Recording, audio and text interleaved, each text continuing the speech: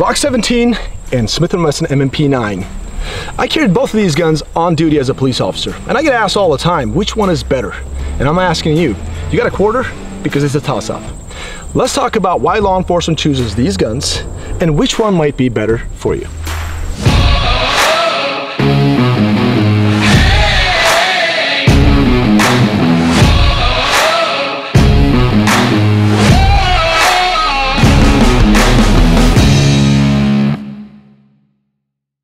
Welcome back to Class Firearms, guys. Kaya here, and today we're going to talk about two iconic pistols that are preferred by law enforcement around the world, especially here in the United States. Glock 17, the OG, and also Smith & Wesson M&P lineup, in this case M&P9 M2.0. Now, obviously Glock 17, the OG, this is the one that started everything back in 1982. Austrian military contract, 25,000 delivered right off the gate, and the rest is history. And after that, obviously, multiple different companies out there that developed their own striker-fired polymer frame tactical pistols, and which is good for us because it gave us a lot more options for us to work with because they all offer their own unique features. But in this case, we're going to talk about specifically against the Glock, actually, or with Glock, the Smith & Wesson M&P9 M2.0, and I'm going to get to why this is here in a second. You're going to want to know this. All right, so I want to ask this first of all. What's the most important thing when it comes to a handgun? For me, reliability. If you don't have that reliability, like when I say reliability, I'm talking about that every time you press that trigger, the gun goes bang. I know the ergonomics are important, the controls are important, the sights and the trigger, all that. However, if the gun doesn't go bang every time you press a trigger, all that stuff is not important. They mean nothing, right? So that's why law enforcement prefers Glock 17, the Smith & Wesson M&P lineup, because these guns do exactly just that. When you press the trigger, these things go bang every time. So let me talk about the Glock 17 real quick, some of the features, and then I'm going to move on to Smith & Wesson. So this is a law enforcement trade-in, and it's good to very good condition. It's used, okay? The M&P is not. This is used. That's why you're gonna have some scratches over here. But in my opinion, having a law enforcement trade-in is a very good thing because some of them at least, come with night sights. Night sights are obviously extra upgrade. What it does is it gives you that, you're able to pick up your sight in low light condition. Now in these cases, the Glock 17 Gen 4 lineup that we have surplus law enforcement trade-in, not all of them are going to have night sights. Some of them have basic sights, and also when it comes to controls, some of them will have the Gen 5 type, like a little raised slide stop lever right here, and so some of them will have different controls basically, okay? So it's going to be luck of the draw. However, obviously it's Glock 17, the gun works every time you press a trigger, and the other thing is it's a law enforcement trade-in. Whether you like law enforcement or not, it's your call, but knowing that you've got one of the guns that was carried by a police officer here in the United States, I think that's pretty cool. I like it, especially as a former police officer myself. And on top of that, law enforcement guns are very well maintained. Depends on which department, obviously, and at the same time, depends on which law enforcement officer that used it, because some folks shoot their guns like maybe once or twice a year. Some folks, like me when I was a police officer, I just shoot it all the time out of my own dime. But anyways, overall these are tested, they work great, they're fantastic. Comes with one 17-round magazine here, and also when it comes to these Glock cases, let me show you, some of them will come with a case, some of them will not. We'll have our own packaging. FYI, it's going to be luck of the draw, but at a price point you can't miss this, in my opinion. Anyways, we got our hands on some limited quantity of Glock 17s here. And let's move on to Smith & Wesson M&P 2.0 because you're gonna love this. Now, this is a law enforcement buyback. So we got this from a buyback program. We got very limited quantity, let's just say that. These were bought by a law enforcement department. They were delivered to this department, and then something happened, they changed directions, and these were basically bought back by the company that sold them. And because they are kind of standardized, well, specifically, like specially ordered by that specific department, they couldn't put back in the commercial market. So we got our hands on it at a pretty decent price, and we wanted to go ahead and extend that discount to you guys. And check the website. In my opinion, the comment section is gonna be like, how can I get these things? They're out of stock already. I truly believe that, because they're gonna go fast, because I'm gonna get one myself. They're brand new, guys. Suppressor height night sights. I mean, check these sights out. Show you like that. I mean, just beautiful. I'm a huge fan of suppressor height sights, and they're night sights. They're brand new. Now, when we were talking about the Glock over here, like Glock's night sights are obviously shorter, basic sights. It's not cut for a dot, which I'm gonna get to, and they're gonna have some life left on them. So this one specifically in my hand, I checked in a low light area. It's still got some life left in it. But the Smith & Wesson is brand new, and also cut for an optic. And because this is cut for an optic, this slide, you get this extended slide serrations up front, and they're very aggressive. You actually, it feels really, really positive, very good in the hand. Again, this gun weighs about 27 ounces. Glock is about 26 ounces. 4 1/4 barrel compared to Glock 4 1/2. Again, suppressor height sights, about 1 inch thick, both Glock and the M&P, and about 5.5 inches in that neighborhood in height. Now, another great thing about this is, beside being brand new, beside being the suppressor height sights and the night sights and the cut for an optic and all that, well, guess what, folks? Comes with 3 17-round magazine. That's it.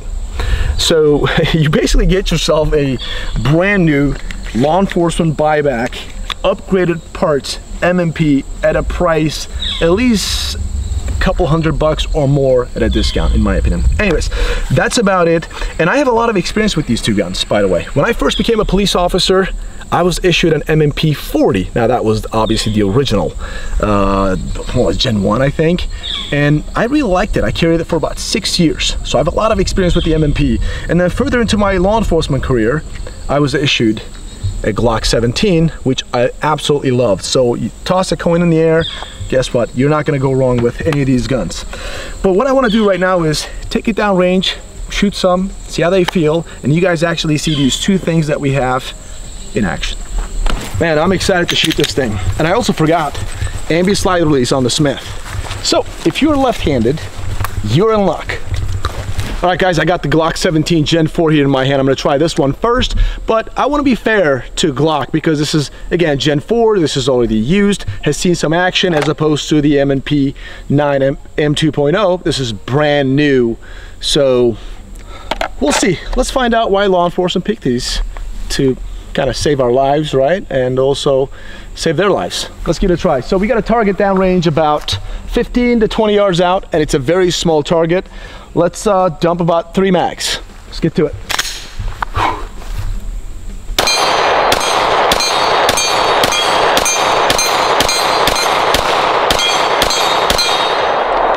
Man,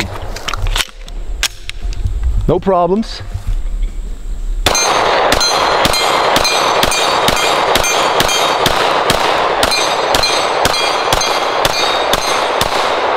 That's what happens when you finger the trigger too hard.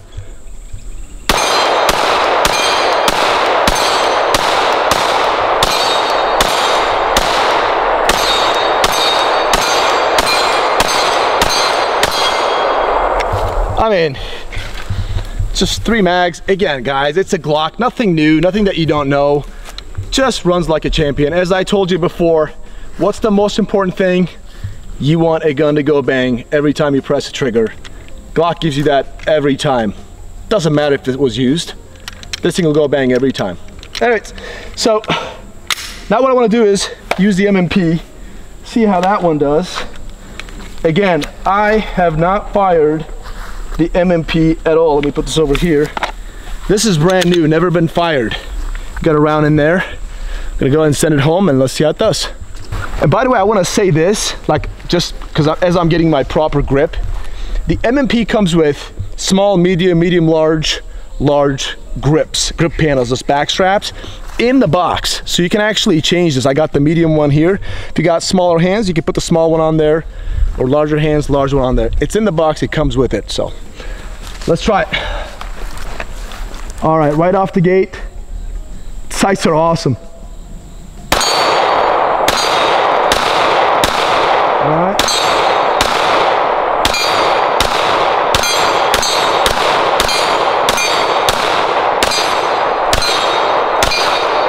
All right, getting a little getting used to for me, right? So coming from Glock, just regular sights, I just had to kind of hold it a little different position. So this should be a better magazine. Let's see.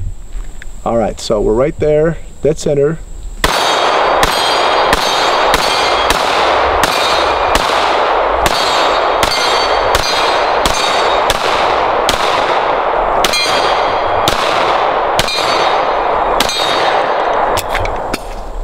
I noticed that I'm definitely shooting slower with the M&P.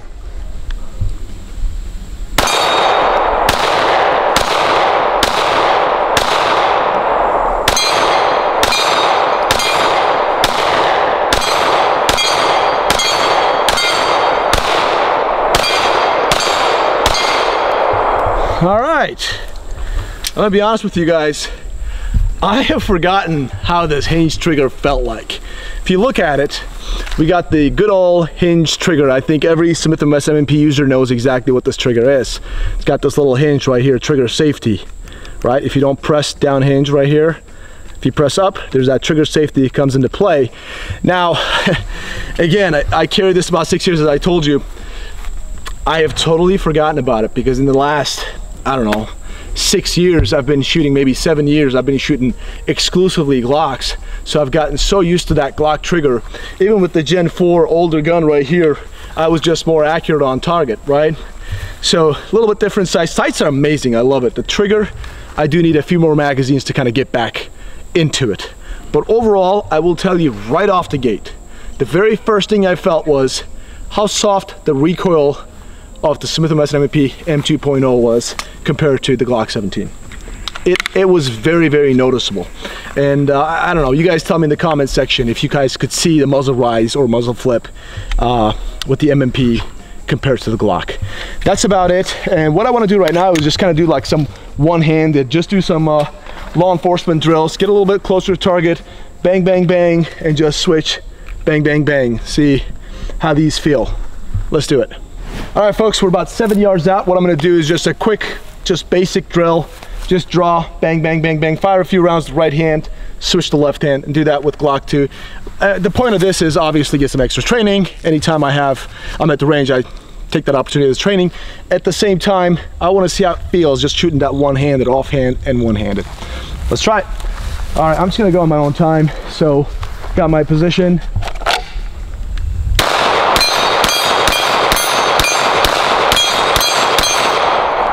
All right, so that's pretty good.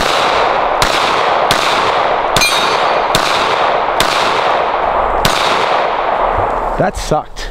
I actually really sucked with that. Okay, that wasn't that good. Oh well, sometimes you suck. Let's try with the Glock. All right, so let's see if I do better with Glock. All right.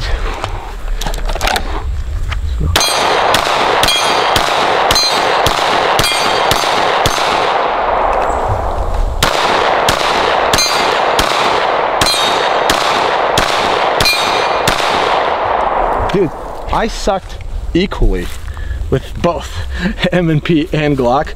That means the guns work great. I just don't. That's about it, guys.